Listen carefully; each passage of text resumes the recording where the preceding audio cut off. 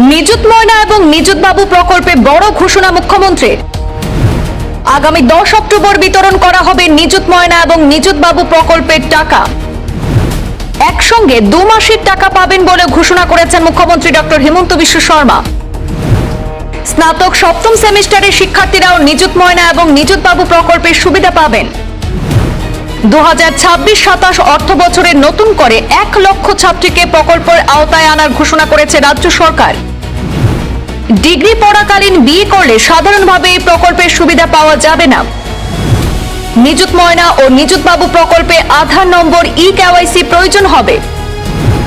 Bank অ্যাকাউন্টের সাথে আধার link করা না থাকলে টাকা পাবেন না জানিয়ে দিলেন মুখ্যমন্ত্রী। স্নাতক পড়ুয়ারা পাবেন মাসে 1000 টাকা আর স্নাতকোত্তর পড়ুয়ারা পাবেন 2000 টাকা। আজ গুয়াহাটির শ্রীমন্ত শঙ্করদেব কলাক্ষেত্রে অনুষ্ঠিত হল মুখ্যমন্ত্রীর নিযুত ময়না এবং নিযুত বাবু প্রকল্পের আবেদনপত্র বিতরণ অনুষ্ঠানের কেন্দ্রীয় কর্মসূচি। রাজ্যের মোট 1959টি শিক্ষা প্রতিষ্ঠানকে এই প্রকল্পের আওতায় আনা হয়েছে। এর মধ্যে রয়েছে 1507টি উচ্চতর মাধ্যমিক বিদ্যালয়, 357টি কলেজ, 26টি পলিটেকনিক প্রতিষ্ঠান, 18টি রাজ্য বিশ্ববিদ্যালয় এবং 2টি কেন্দ্রীয় বিশ্ববিদ্যালয় সহ বিভিন্ন শিক্ষা প্রতিষ্ঠান। সরকারি তথ্য অনুযায়ী ইতিমধ্যে 3,93,486 জন ছাত্রী নিযুত ময়না প্রকল্পের সুবিধা পেয়েছেন। এই প্রকল্পে এখনো পর্যন্ত ব্যয় হয়েছে 431 কোটি টাকা। 2026-27 অর্থ বছরে নতুন করে 1 লক্ষ ছাত্রীকে প্রকল্পের আওতায় আনার ঘোষণা করেছে রাজ্য সরকার। অনুষ্ঠানে বড় ঘোষণা করলেন মুখ্যমন্ত্রী ডক্টর হিমন্ত বিশ্ব শর্মা।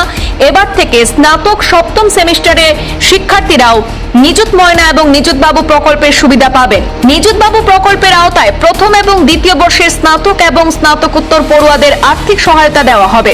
স্নাতক পড়ুয়ারা পাবেন মাসে 1000 টাকা করে এবং স্নাতকোত্তর পড়ুয়ারা পাবেন 2000 টাকা করে।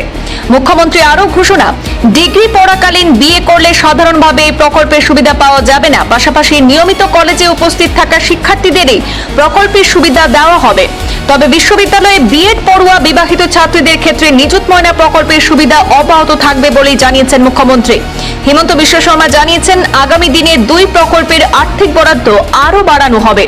এদিকে ইতিমধ্যে নাম অন্তর্ভুক্ত করা শিক্ষার্থীরা আগামী 10 অক্টোবর একসঙ্গে 2 মাসের টাকা পাবেন বলেও বড় ঘোষণা করেছেন রাজ্যের মুখ্যমন্ত্রী ডক্টর হিমন্ত বিশ্ব শর্মা।